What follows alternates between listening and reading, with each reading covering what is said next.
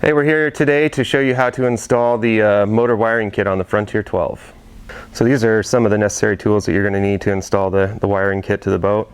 You got a power drill, you got a pair of strippers / crimpers, get both of them if you don't have a combo like this.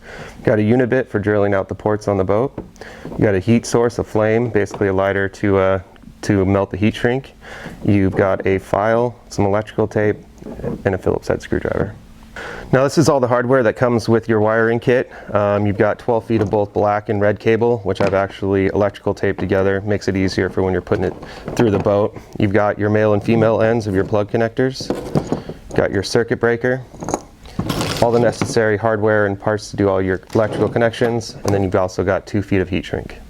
When trying to locate where to put the ports, you've got the option left or right. You've got a bow motor mount, which you'd want to put the ports on the left, and since we're doing a transom motor mount, so we're going to be showing you installing them on the right side of the boat. So it's a little important that when you're locating your bow plug end here, if you got a battery box on hand or a battery, use this. It's a really good reference. So you can imagine your wires are going to be coming out like this and your ports here. So really you kind of want to just get this to where it's lined up just right in front of the battery box. Keep it at least out of the way.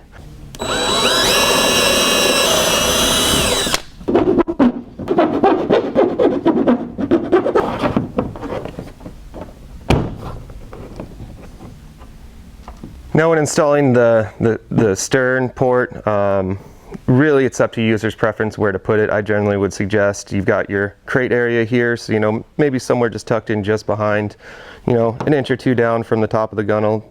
Like I said, it really is just user's preference.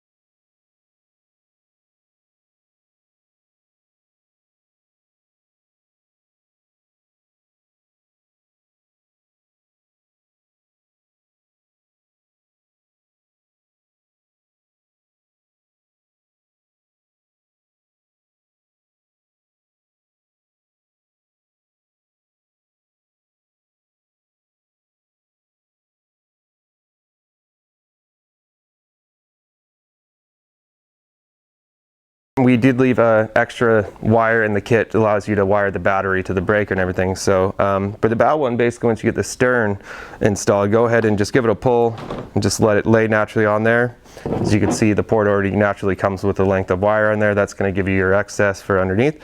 So I'm just going to go ahead and cut it off about right here. It's going to be, a good amount of area or space left over still to work with all the wires.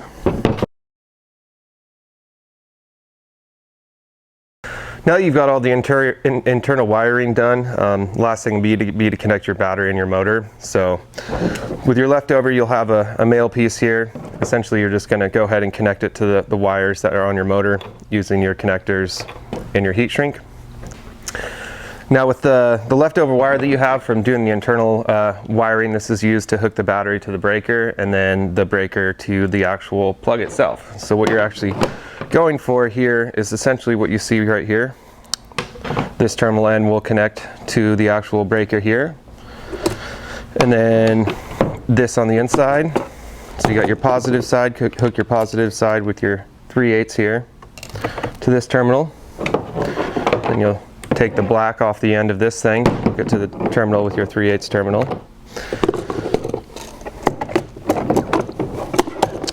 And then the line coming from the battery is always going to connect to the brass fitting here, as it says it actually is marked battery right there, so just as a quick reference.